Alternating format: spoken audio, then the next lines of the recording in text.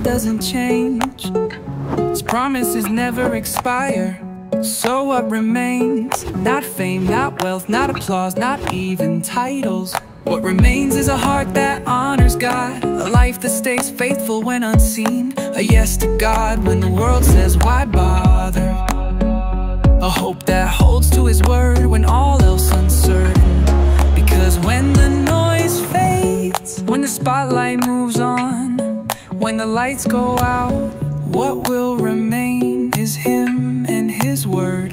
Let us hold tightly to the confession of our hope, for He who promised is faithful.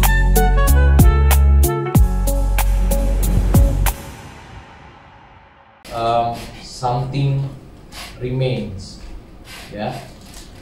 Dan pembacaan kita untuk hari ini saya akan ambil dari Lukas 24, dimulai dari ayat 13. Saya akan bacakan buat kita semua. Pada hari itu juga, dua orang dari murid-murid Yesus pergi ke sebuah kampung bernama Emmaus yang terletak kira-kira 7 mil jauhnya dari Yerusalem. Dan mereka bercakap-cakap tentang segala sesuatu yang telah terjadi. Jadi latar belakangnya adalah mereka ini pengikut Tuhan Yesus dan kemudian Tuhan Yesus disalibkan, dan mereka belum mengetahui kalau Tuhan Yesus itu bangkit, ya. Dan karena leaders mereka nggak ada, dan karena mereka juga nggak mengerti rencana Tuhan dan merasa nggak ada masa depan, lalu mereka balik kepada masa lalunya. Dan itu juga terjadi pada diri kita. Kalau kita nggak ada masa depan, kemungkinan besar kita akan selalu melihat ke belakang karena nggak ada apa yang bisa dilihat di depan. Dan mereka ini balik ke profesi mereka masing-masing, dan mereka mau balik ke kampung mereka yang bernama Emmaus, ya. Ayat 15, ketika mereka sedang bercakap-cakap dan bertukar pikiran, datanglah Yesus sendiri mendekati mereka, lalu berjalan bersama-sama dengan mereka. Tetapi ada sesuatu yang menghalangi mata mereka sehingga mereka tidak mengenal Dia. Yesus berkata kepada mereka, apakah yang kamu percakapkan sementara kamu berjalan? Maka berhentilah mereka dengan muka muram. Seorang dari mereka, namanya Kleopas, menjawabnya, adakah engkau satu-satunya orang asing di Yerusalem yang tidak tahu apa yang terjadi di situ pada hari-hari belakangan ini? Katanya kepada mereka, apakah itu? Jawab mereka, apa yang terjadi dengan Yesus orang Nazaret. Dia adalah seorang nabi, dan mereka masih melihat Yesus itu sebagai nabi. Dia adalah seorang nabi yang berkuasa dalam pekerjaan dan perkataan di hadapan Allah dan di depan seluruh bangsa kami. Tetapi imam-imam kepala dan pemimpin kami telah menyerahkan Dia untuk dihukum mati, dan mereka telah menyalibkannya. Padahal kami dahulu mengharapkan bahwa Dialah yang datang untuk membebaskan bangsa Israel. Tetapi sementara itu telah lewat 3 hari sejak semuanya terjadi. Tetapi beberapa perempuan dari kalangan kami telah mengejutkan kami. Pagi-pagi buta mereka telah pergi ke kubur dan tidak menemukan mayatnya. Lalu mereka datang dengan berita bahwa telah kelihatan kepada mereka malaikat-malaikat yang mengatakan bahwa Ia hidup. Dan beberapa teman kami telah pergi ke kubur itu dan mendapati bahwa memang benar yang dikatakan perempuan-perempuan itu, tetapi Dia tidak mereka lihat. Lalu Ia berkata kepada mereka, Tuhan Yesus ngomong sama mereka, hai kamu orang bodoh, betapa lambannya hatimu sehingga kamu tidak percaya segala sesuatu yang telah dikatakan para nabi. Bukankah Mesias harus menderita semuanya itu untuk masuk ke dalam kemuliaannya? Lalu Ia menjelaskan kepada mereka apa yang tertulis tentang Dia, tentang dirinya sendiri dalam seluruh kitab suci, mulai dari kitab-kitab Musa dan segala kitab nabi-nabi. Lalu di situ dilanjutkan, mereka akhirnya menahan Tuhan Yesus untuk, yuk kita makan bareng yuk. Lalu Tuhan Yesus memecahkan roti dan mereka mengenali bahwa itu Tuhan Yesus. Dan itu baru 2 murid. Dan kemudian Yesus menampakkan diri kepada murid-murid yang lain. Mereka juga menutup pintu, mereka nggak mau bergerak kemana-mana. Karena memang kalau nggak ada vision, mereka juga nggak tahu harus bergerak kemana, ya. Dan kalau kita baca berikutnya di ayat 44, waktu Yesus menampakkan diri kepada murid-murid yang lain, Ia berkata kepada mereka, inilah perkataanku yang telah kukatakan kepadamu ketika aku masih bersama-sama dengan kamu. Yang ini bahwa harus digenapi semua yang ada tertulis tentang aku dalam kitab Taurat Musa, dan kitab Nabi-Nabi, dan kitab Mazmur. Jadi Yesus berusaha waktu murid-murid berjalan ke Emmaus juga, Tuhan Yesus itu mereveal atau mengeluarkan dirinya dari kitab-kitab yang mereka baca, dari kitab Taurat Musa, dari kitab Nabi, dan kitab Mazmur. Tuhan Yesus mengajarkan bahwa aku itu tersembunyi di kitab ini. Dia reveal tentang dirinya, ya, dan dia mau bahwa kita melihat Tuhan Yesus dari kitab-kitab itu. Artinya dari sini pun, dari hari itu sampai ke belakang kamu masih bisa melihat Tuhan Yesus. Nah, katanya pada mereka ada terus demikian, Mesias harus menderita dan bangkit dari antara orang mati pada hari yang ketiga. Dan lagi dalam namanya berita tentang pertobatan dan pengampunan dosa harus disampaikan kepada segala bangsa dari Yerusalem. Nah, inilah permulaan untuk memberitakan dirinya dari Yerusalem, dan nanti akan berakhir di Yerusalem lagi, ya. Dan judul khotbah saya hari ini adalah The Alpha and Omega. Apa hubungannya antara yang tadi kita baca dengan judul yang saya taruh di sini? Ya, nanti kita akan melihat dengan jelas. I am the Alpha and the Omega, the first and the last, beginning and the end. Jadi walaupun Tuhan Yesus sudah diceritakan di kitab Nabi-Nabi, Tuhan Yesus berkata, you can still see me either from the beginning, from anything, from anywhere, or from the end. You can still see me. Nah, kita diajarkan untuk membaca firman Tuhan dan untuk melihat Tuhan Yesus dari kitab suci. Dan mari kita berdoa. Tuhan, tolong kami untuk bisa mengerti kehendak-Mu. Kami percaya 2-3 orang berkumpul dalam nama-Mu, Kau hadir. Kami yakin Kau ada bersama-sama dengan kami. Tolong kami Tuhan, sehingga apa yang kami dengar hari ini bisa menjadi revelation dan juga mengubah hidup kami, terutama pengenalan kami akan Engkau, sehingga cara pandang kami terhadap Engkau berubah. Dalam nama Tuhan Yesus kami berdoa, amin. Ya, statistik mengatakan, ya, the global average daily time spent on social media is 2 hours and 31 minutes. Benar atau enggak? Atau ada yang lebih dari itu? Lebih ya. Gen Z, siapa yang Gen Z di sini? Angkat tangan. Enggak ya, enggak ada Gen Z di sini. Oh, kamu Brian ya. Katanya operasinya 4 jam on social platforms, ya. TikTok user spends an average of 52 minutes per day on the app. Oke, dan yang terakhir katanya 70%. 70% of user check their social media accounts within the first 10 minutes of waking up. Wah. Oke. Nah, pertanyaan saya. Saudara baca Alkitab nggak? Siapa yang di sini nggak ada? Saya nggak mau mempermalukan saudara saya. Cuman jujur aja dari bantuan. Siapa yang baca Alkitab tiap hari di sini? Angkat tangan. Ayo angkat tangan. Ya. Siapa yang seminggu berapa kali deh? Ya. Siapa yang nggak pernah sama sekali? Atau jarang pas lagi ke gereja aja? Ya. Oke. Nah, saya mengerti kalau misalnya saya juga pernah malas baca Alkitab. Dan kalau saudara lagi nonton film Korea gitu, drakor, atau baca komik-komik atau Dragon Ball dan sebagainya, kalau saudara udah fokus pada satu hal, pasti saudara akan tonton tuh seri sampai habis. Bahkan cari-cari tahu, ini cerita ini gimana ya? Cerita ini gimana ya? Ya, pasti begitu. Nah, saya mengerti kenapa orang kok baca Alkitab kayak hal yang susah. Ya karena memang belum menemukan suatu gairah atau revelation kenapa pentingnya kita membaca Alkitab. Dan hari ini saya berharap setelah kita pulang dari gereja, saudara mau baca Alkitab tanpa disuruh, ya, tiap hari. Kenapa? Karena kita akan membahasnya. Dari kitab yang tadi yang kita baca adalah Tuhan Yesus itu menceritakan bahwa dirinya itu ditemukan di dalam kitab Tanakh. Ya, kalau saudara pengen tahu Tanakh itu dari ini aja, ngapalinnya T-N-K. Tanakh itu T-nya Torah, yang artinya Law of Moses.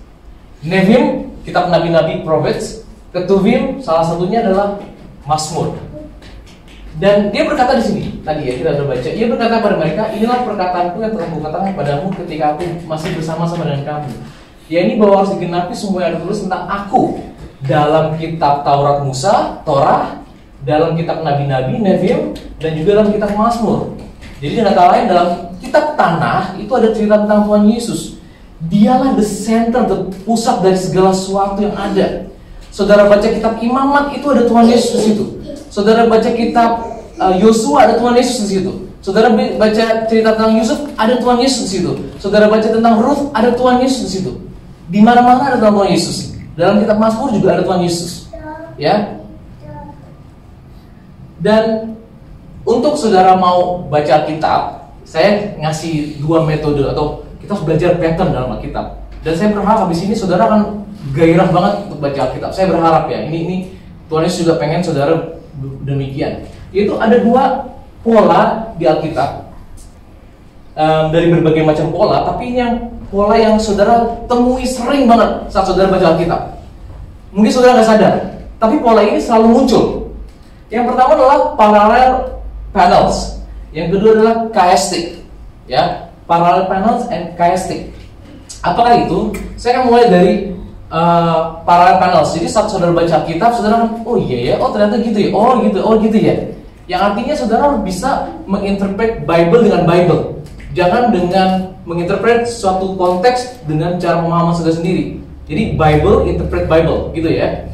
Pertama kita akan belajar tentang parallel panels. Jadi kalau ada satu passage, ya, suatu chapter, itu ngomonginnya misalnya poin A, di kitab yang lain, pasal yang lain, di chapter yang lain juga A, B, C, D, D, gitu ya. Contohnya, yang mungkin saudara, ini yang ngomongin apa sih? Contohnya, kalau saya ngomong gini, dalam Genesis 19 itu ada cerita tentang kehancuran Sodom dan Gomora, benar ya? Di situ ada announcement, pengumuman bahwa ada destruction city. Kemudian ada 2 malaikat dikirim kepada Sodom dan Gomora. Dan ada 2 orang, ada 2 malaikat. Kemudian local people hunting for the 2 angels, betul nggak? Berikan kepada kami itu 2 orang itu, ya, supaya kami pakai mereka, katanya. Terus kemudian Lot melindungi 2 malaikat tersebut, ditaruh dalam rumah, dan Sodom akhirnya dimusnahkan, dan Lot dan keluarganya diselamatkan. Kira-kira ada yang bisa nebak nggak? Ini di cerita lain juga ada pola yang sama, pattern mirip. Jangan ngintip. Ada yang bisa nebak nggak? Iya betul, nggak tahu kan? Ya betul. Yaitu tentang Jericho. Nyontek ya? Enggak. Jericho itu, karena ini panels ya, parallel panels ya. Ada announcement of destruction city, yes, tick. Ada 2 spies, ya, 2 mata-mata yang dikirim ke Jericho. Kemudian people hunting for the 2 spies. Mana itu 2 mata-mata itu? Dan Rahab protect the not 2 angels, sorry, saya lupa hapus 2 spies, ya. Kemudian Jericho dimusnahkan, dan terjadi Rahab dan keluarganya diselamatkan. Dari cerita ini, Lot punya, dia kan incest ya, karena waktu itu nggak ada istrinya meninggal, jadi anaknya itu bersetubuh dengan Lot dan melahirkan suku Moab. Dan Moabite itu kalau kita tarik panjang itu melahirkan Ruth.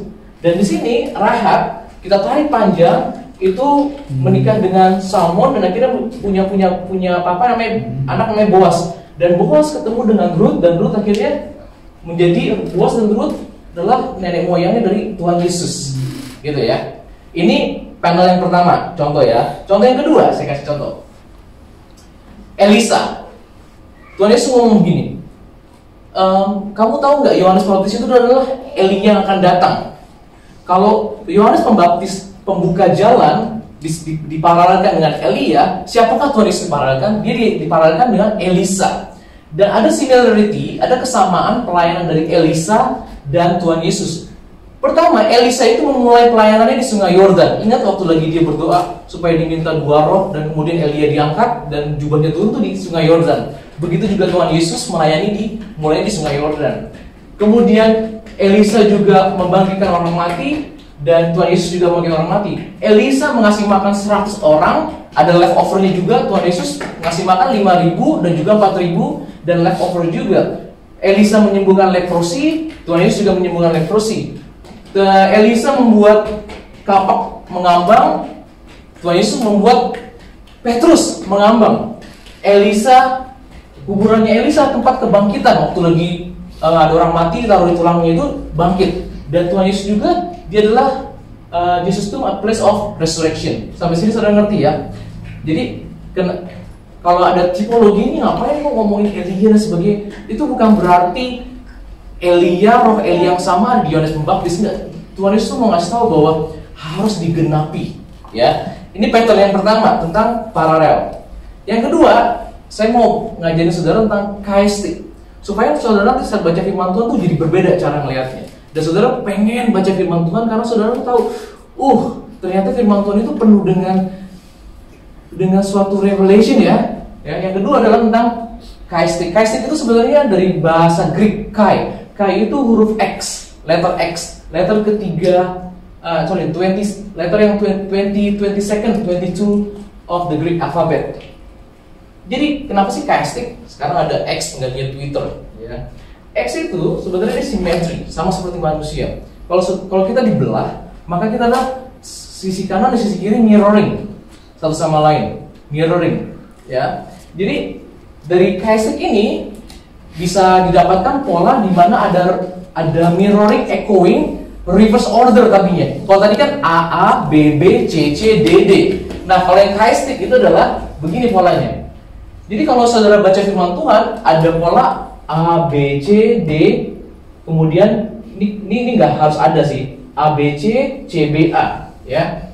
Dan kalau kita tarik, jadi A, B, C, kemudian balik lagi ke C, B, A, in reverse, ya, reverse. Dan kadang-kadang banyak di Alkitab tuh ada D-nya, menjadi satu focal point. Ini adalah satu yang penting yang harus kita pelajari, yang kita perlu tangkap gitu loh, ya. Contohnya, ya pasti nunggu contoh kan? Ya udah, saya kasih contoh ya. Ini ada contoh yang satu verse ya. Ada banyak sih verse. Dalam Matius 19 ayat 30 misalnya, but many that are first shall be last. A, B. Dan berikutnya adalah and many that are last shall be first. Jadi first-nya dulu, and then last, and then first berikutnya. Jadi A, B, B prime, and A prime. Sampai sini ngerti ya? Ngerti ya? Oke, itu satu ayat doang, ya.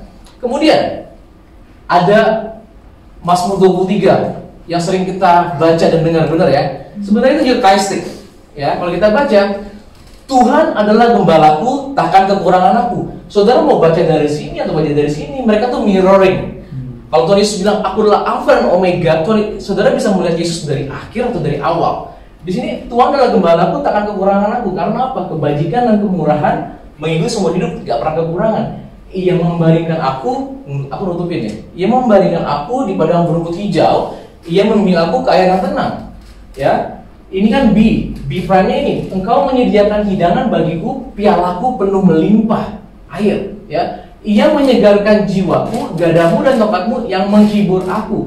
Ia menuntun aku di jalan yang benar oleh karena namanya. Sekalipun aku berjalan dalam lembah kekelaman, aku tidak berbahaya. Nah, ini X-nya nih, yang nggak ada encounter-nya, nggak ada counterpart-nya. Kalau nggak ada counterpart-nya, ini berarti poin dari Mazmur 23. Yang paling penting, sebab engkau besertaku. His presence yang harus kita pelajari di chapter itu. Sampai sini saudara ngerti ya? Nangkap ya?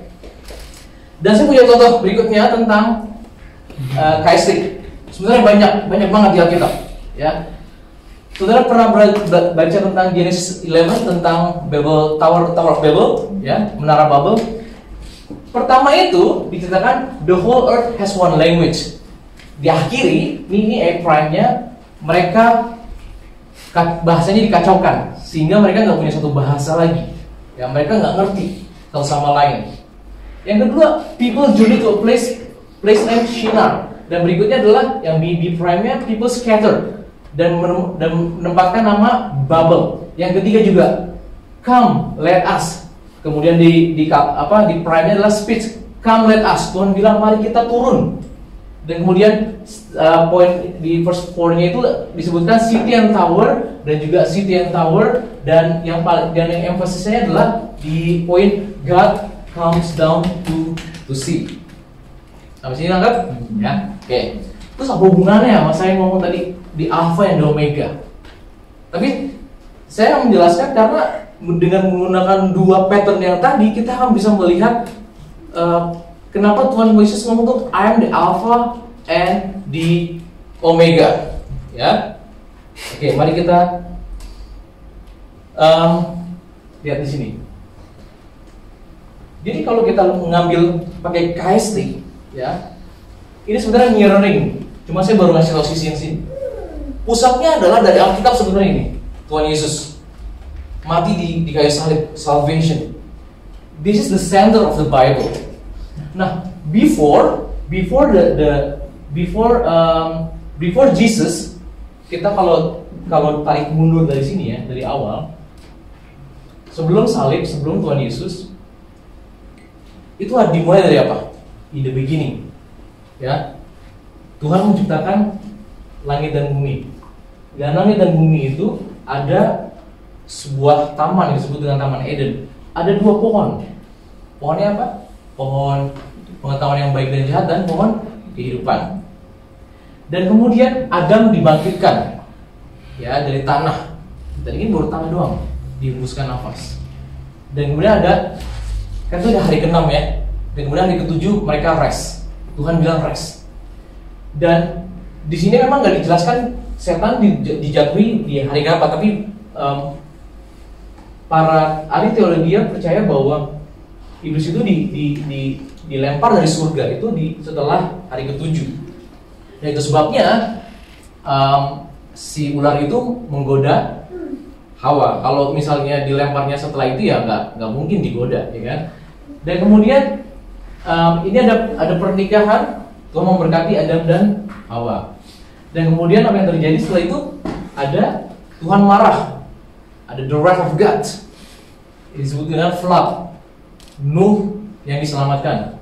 Kemudian kalau kita baca berikutnya ada Babel yang baru kita baca, Tower of Babel, ya, di mana semua orang bisa bersatu, nggak ada language barrier at all. Teknologi canggih banget, teknologi canggih, bisa mendirikan menara, ya. Dan kemudian Abraham lahir, ya. Dan kemudian ada keturunan Abraham.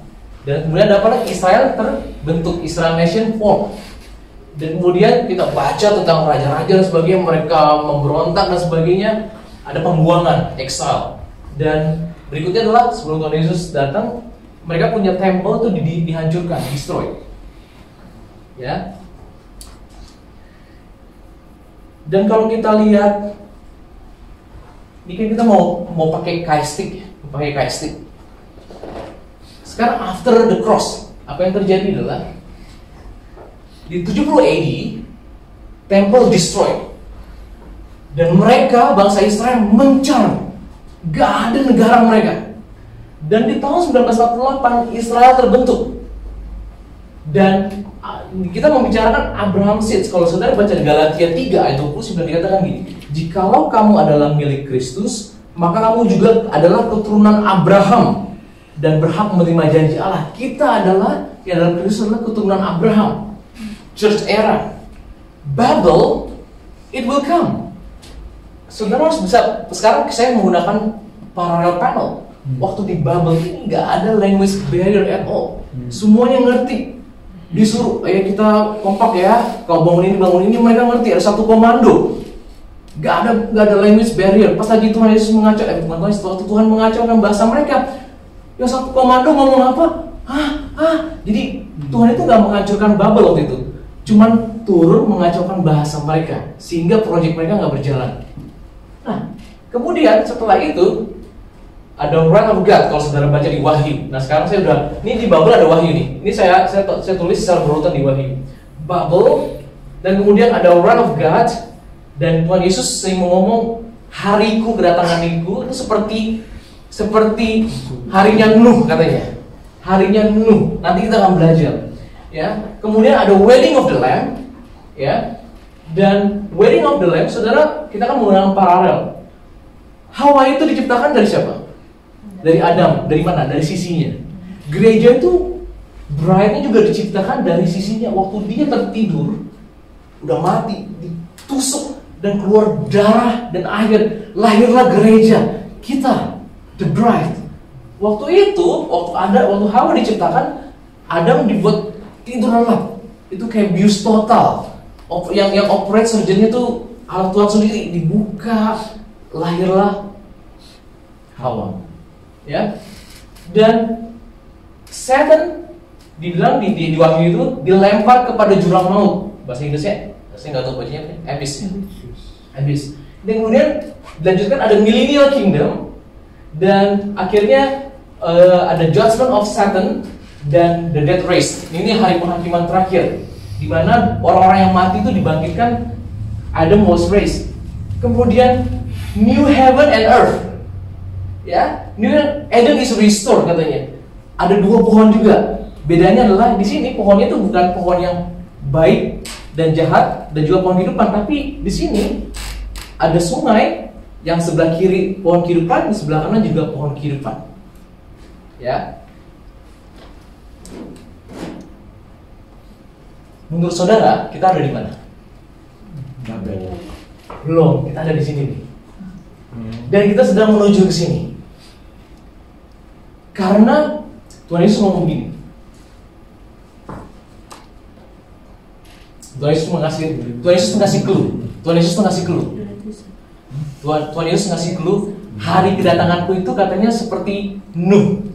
Berarti di sini nih, ya. Jadi kalau Tuhan Yesus ngasih clue di sini, kita harus cari event sebelumnya apa? Ya, event sebelumnya adalah Babel. Ya, karena kita menggunakan kaistik, ya. Kan setelah penghakiman ada Babel. Tapi di sini karena seperti yang tadi, I am the Alpha and the Omega. Saudara mau melihat Tuhan Yesus itu bisa dari akhir, ya, atau dari awal. Itu cermin.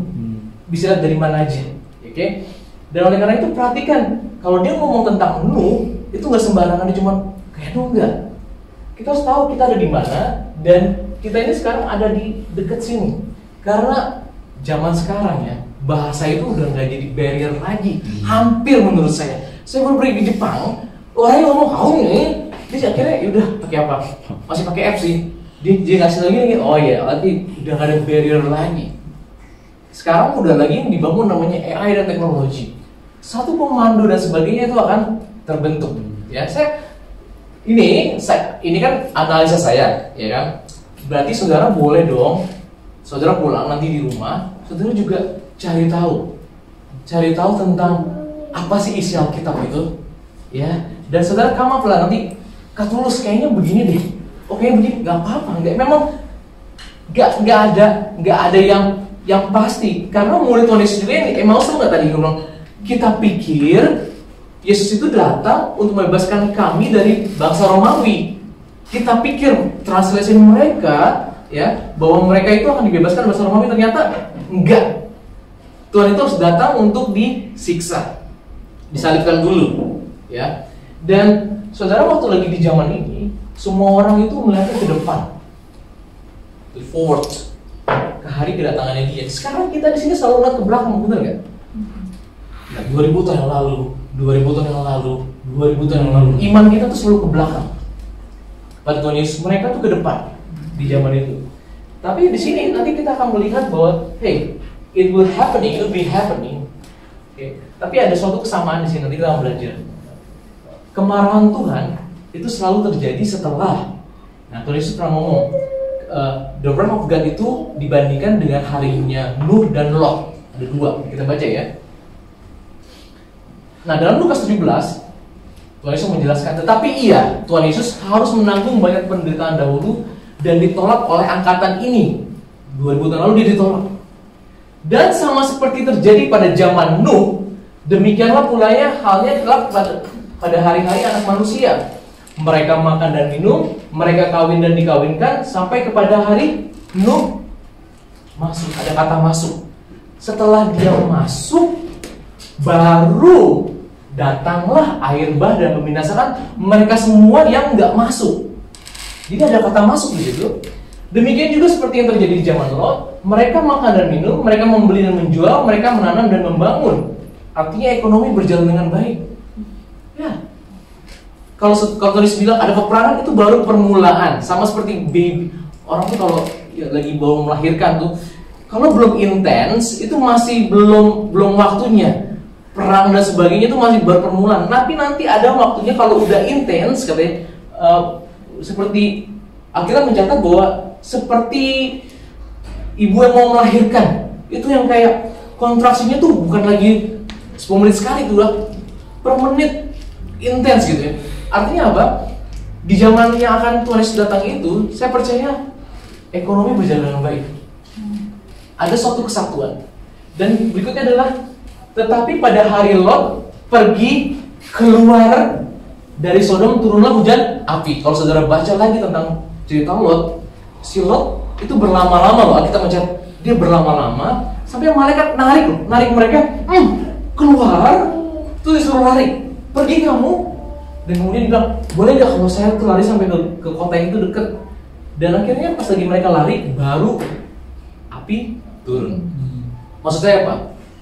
Kita untuk orang-orang percaya, saya nggak ngomongin tribulation, nggak sama sekali. Tapi memang ada masanya. Saya sengaja memang nggak mencatat tribulation di sini. Ada satu tribulation di sini, great tribulation, tapi saya nggak catat di sini.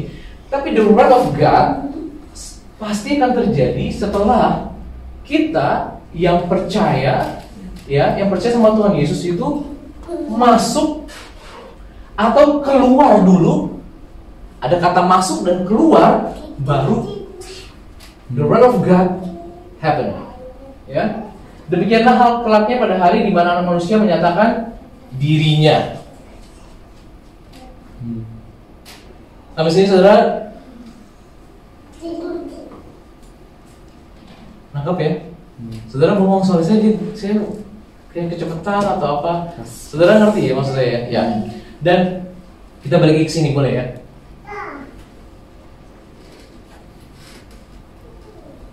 I am the Alpha and the Omega, the first and the last, beginning and the end.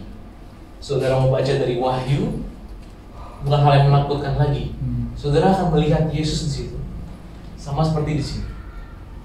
Saudara mau baca dari Kejadian pun ada Tuhan Yesus di situ. Ya. Dan firman Tuhan berkata begini, cuma saya nggak catat di sini ya. Oh iya, ayat berikutnya ya. Ini saya ada di sini.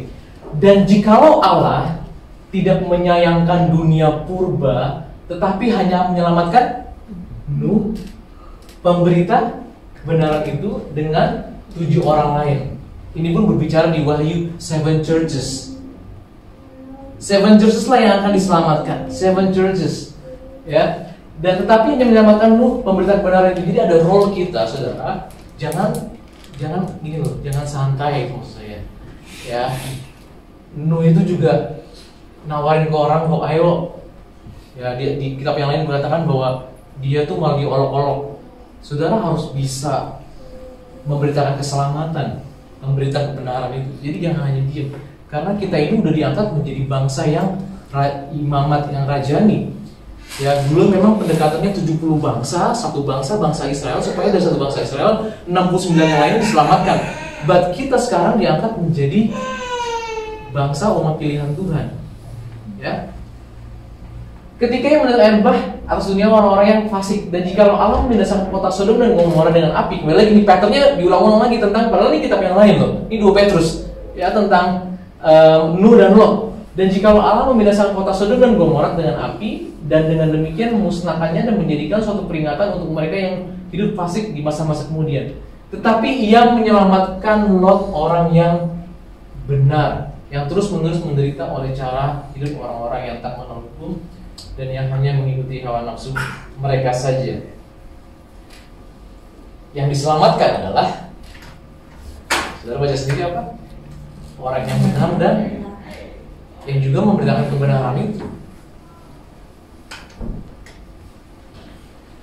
Kalau misalnya kita gak mau baca atau malas baca Alkitab, ya, ada kemungkinan memang gak ada gairah karena gak ada sesuatu apa yang gue baca ya. Kayaknya sosial media lebih enak gitu baca. ya semua gosip kayaknya lebih enak deh ngikutin deh. Oh sini baru nikah gini, oh ya lebih enak gitu.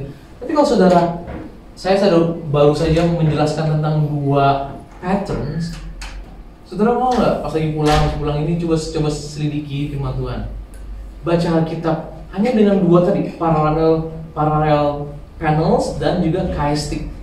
Dengan itu aja saudara akan melihat suatu hal yang saudara dibukakan sama Tuhan. Saudara baca tuh jadi hal yang berbeda. Ya, kita kan lagi baca kitab Mazmur tuh di bulan ini. Saya baca beberapa pasal kan yang udah kita tiap hari baca. Oh ini chiastic nih. Oh ini chiastic nih. Udah begitu sekali baca. Oh ini chiastic. Oh ini parallel panel nih. Oh ini parallel panel. Gitu ya. Jadi Alkitab itu harus menjadi surat cinta yang saudara baca tiap hari. Karena kalau enggak, kita nggak mungkin bisa hidup menjadi orang yang benar. Saudara tahu orang yang tersesat itu orangnya gimana? Orang yang tersesat tuh dia nggak tahu kalau dia tersesat, bener ya? Dia nggak tahu kalau dia tersesat. Hawa itu sebenarnya didesain atau diciptakan kamu akan menjadi penolong. Dia akan menjadi penolong. Tapi entah kenapa dia gagal menjadi penolong. Dia malah menjadi seorang yang menjerumuskan Adam untuk jatuh dalam dosa. Karena dia melihat diri sebagai penolong, dia mungkin gue harus kayak Tuhan. Dan dia lupa bahwa dia diciptakan juga serupa dengan gambar Allah. Dan dia pikir kalau dia makan buah itu, maka dia akan menjadi seperti Allah dan dia tahu baik yang benar sehingga bisa menolong Adam. Dia lupa bahwa perintahnya itu adalah untuk tidak makan, tapi dia makan. Pas lagi dia buat salah juga dia jatuh, Tuhan juga baik. Terus ngomong begini, pas lagi Tuhan marahin Hawa dan ular, katanya begini, keturunanmu akan mematok heels apa sih? Tumit dan keturunan yang perempuan ini ya akan crush your skull. Perannya sebagai penolong juga masih jalan sebenarnya. Karena Tuhan mau dari si perempuan ini akan menolong, mendeliver the savior yang menyelamatkan. Lalu turun ada Maria yang bisa berani ngomong, be it unto me according to your word. Dan dia say yes, dan dia deliver baby Jesus. Dan fungsi yang dijalankan di awal, kamu akan menjadi penolong, jalan. Dan kita sekarang gerejanya, we are the bride. Kita sedang menunggu kedatangan Tuhan, benar ya? Dan ada tugas kita sebenarnya untuk menolong, yaitu Tuhan Yesus cuma bilang, jadikanlah segala bangsa muridku, beritakanlah kebenaran. Sudahkah saudara melakukannya itu? Apa nggak pentingnya? Ya, ini harus kita lakukan. Role kita memberita kebenaran dan menjadi orang yang benar. Sehingga suatu hari nanti, waktu dia datang menjemput kita, saudara akan melihat ke belakang gitu. Oh iya ya. Saudara akan mengenang semua yang saudara lakukan tiap bulan, di awal bulan. Saudara melakukan perjamuan kudus. Saudara tahu bahwa saudara adalah gerejanya, mempelainya, yang dilahirkan dari sisinya. Saat Yesus sedang tertidur, karena dia sudah mati, sama seperti Adam tertidur, dari sisinya ditombak, keluar darah dan keluar air, dan melahirkan kita, gerejanya. Sehingga pas kita melakukan perjamuan kudus, kita mengingatkan supaya itu kita tuh nggak cheating gitu. Kita tuh nggak selingkuh dengan Tuhan, dengan Allah-Allah yang lain. Kita mau setia sampai dia datang kedua kalinya. Dan saya berharap dan berdoa, saudara pulang dari tempat ini, saudara mau baca firman Tuhan? Mau ya? Tadi yang angkat tangan yang nggak pernah baca firman Tuhan, yang bolong-bolong, coba baca lagi. Dan saudara, saya berharap saudara akan menerima suatu Kalau saya pakai kata illumination, pada mikir wah apa ya, pencerahan lah, suatu pencerahan sehingga saat saudara baca firman Tuhan tuh jadi jelas. Oh ini maksudnya, oh itu maksudnya. Amin saudara. Nah ada satu lagu yang saya berdoa gini, Tuhan suatu hari nanti kalau Engkau datang gitu ya, bunyi teret dari semua lagu rohani yang ada di dunia ini dengan berbagai macam bahasa. Saya rindu deh suatu hari nanti tuh kita nyanyi gitu Tuhan, aku walaupun bukan aku yang menciptakan lagunya, tapi aku tuh berkesan banget dengan lagu yang diciptakan di kitab Wahyu, yang di para malaikat nyanyi, Yesus Tuhan dan Allah kami, Engkau layak menerima pujian. Dan semua 24 tua-tua punya mahkota yang dibilang it's not worthy, dilempar dan mereka tunduk sama Tuhan Yesus.